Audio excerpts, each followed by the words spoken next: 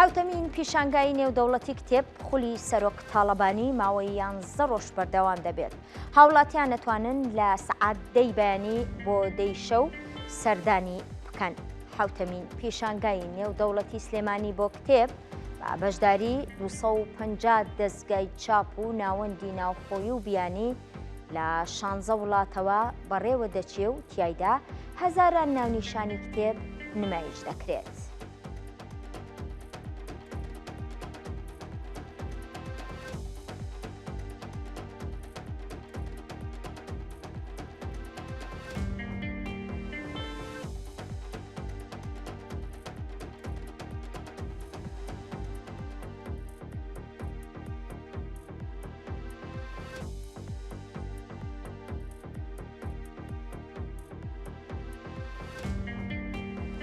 هاوکارمان ڕێژنە ڕزگار لە نێو پێشانگاکە لەگەڵ میوانانی پێشانگا دەدوێت. ڕێژنە سڵاو لێبێ. بەڵێ سەوسان سڵاتان لەبێ ئەم کاتتان باش. سەوسان ئێمە لە حوتەمین پێشانگای نێودەوڵەتی سلێمانین بۆ کتێب دیارە ئەمڕۆژ وەکو ڕۆژانی ڕابردوو ژمارەیەکی زۆر لە بینەران هەروەها سەردانیکەران لە نێو پێشانگاکەدا ئامادەییان هەیە و خۆشبەختانە زۆرینەی چین و توێژەکان ڕویان لە پێشانگاکە کردووە. لە ناویشانە بە دەرەجەیەکی زۆرتر خوێندکارانی خوێندن لە قوتابخانەکان لێرە ئامادەییان هەیە. هەر کتێبێک یاخود هەر داخوازیان هەبێ لەسەر کتێبێک ڕۆمانێک یا هەوڵی کە خۆیان مەبەستیانە دەتوانن لێرە بەدەستی بهێنن. سەوسن جگە لە پێشانگای کتێبەکە لێرە ڕۆژانە پانێڵ و کۆڕ لەلایەن نووسەران و ئەدیبانەوە پێشکەش دەکرێن کە هەر ڕۆژە گفتوگۆ لەسەر ڕۆمانی نووسەرێک دەکرێت و لێرە ژمارەیەکی زۆر لە میوانان لە دەرەوەی کوردستان هاتوونەتە ئێرە و بانگێش کراون. لێرە ڕۆمانەکانی خۆیان خود کتێبەکانی خۆیان لێرە نمایش دەکەن. من خانمێک لە ڕۆژهەڵاتی کوردستانەوە لەگەڵمە و ئامادەیە بەشداری کردووە لە نێو پێشانگاکەدا بە 2 ڕۆمان بەڕێز خاتوو هایدەڕەحیمیە. من پێم خۆشە گفتوگۆیەک لەبارەی ڕۆمانەکانی بەڕێزیانەوە بکەین و هەمڕایەکی بەڕێزیشان دەربارەی پێشانگاکە وەربگرین. خاتوو هایدا سڵاوت لەبێ بە ئەرگ نەبێ بفەرمووتێرە. سڵاوت دەبێ ئەم کاتت باش، زۆر بەخێر هاتی بۆ شاری سلێمانی. سەرەتا ئەمە ڕایەکی بەڕێزان بزانم دەربارەی حوتەمین پێشانگای نێودەوڵەتی سلێمانی بۆ کتێب. زۆر سپاسیە و کاناڵی جوانی کورسات نیوز. من بۆ یەکەم جارە بەشداریم کردو لە پێشانگای سلێمانی. جارانی پێشوو لێرە نەبووم، بەڵام ئەم جارە کە بینیم بەڕای من لە بواری بەڕێوەبەرایەتی و نەزم و تەرتیبوانەوە زۆر باشە، زۆر جوانە. بەڵام بەڕای من دەکرا زۆر ناشری دیکە دەستگای چاپی دیکەی لێبێ لە وڵاتانی دیکەوە بە تایبەت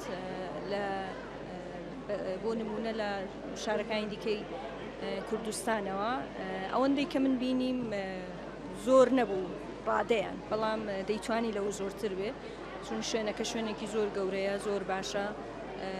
من مقایسەی بکەم لەگەڵ نمایشگای تاران ئێرە وەک ئەوێ دێتەوە، بەڵام من لام وایە کە دەیتوانی بەشداربووی زیاتری هەبێت.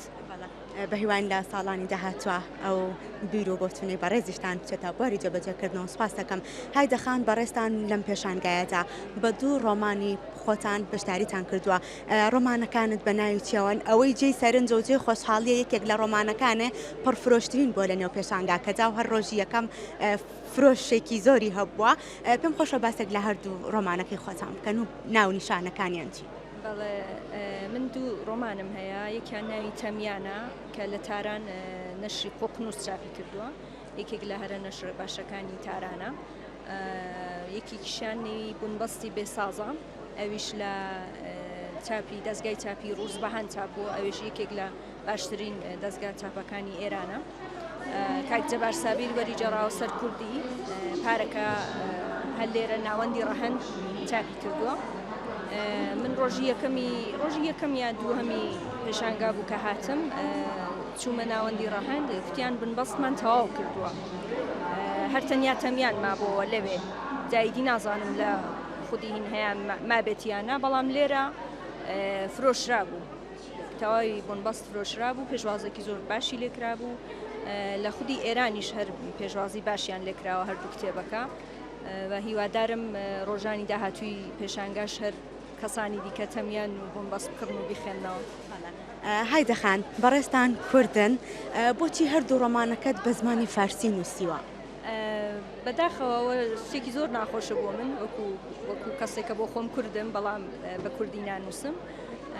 هۆکارەکەشی ئەوەیە ئێمە لە ئێران بەداخەوە لە کوردستان لە ڕۆژهەڵاتی ئێران کە خوێندن دەست پێ دەکەین دەچینە قوتابخانە و مەدرسەوە ئەوانە ئێمە بە فارسی دەخوێنین و دەنووسینەوە بۆیە کە هەتا دەچینە گەورەتریش دەبین و تا دەرسیش تەواو دەکەین ئێمە بیرکردنەوەمان بە فارسیە یعنی ئەوەی خوێندومانەتەوە بە فارسیە بەداخەوە ئەدەبیاتی دنیامان بە فارسی خوێندوتەوە بۆیە تۆ ئەدەبیاتیش ئەوەیە کە تۆ بە کوردی دەبێت بخێنیەوە کە بتوانی بە کوردی بنووسی یعنی هەرەوە نیە تۆ بتوانی بە کوردی قسە بکەیت ئەدەبیات زۆر جیاوازە لە قسەکردن و ئەوەی تۆ دەوڵەمەندەکە مشکی تۆ دەوڵەمەندەکە خوێندنەوەیە کە تۆ بۆ زمانە بتوانی بخێنیەوە بەداخەوە من زۆر درەنگ دەستم بە کوردی خوێندنەوە کردووە ڕەنگە لە داهاتوودا بتوانم کە دەشتوانم و دەژنووسم بەڵام تا ئەلان خۆم لەو ئاستەدا نەدیوە کە دەست بدەمە نووسینی ڕۆمان بە کوردی بەڵام توانایەکەیم هەیە و لە داهاتوودا هیوادارم و کارش بکەم.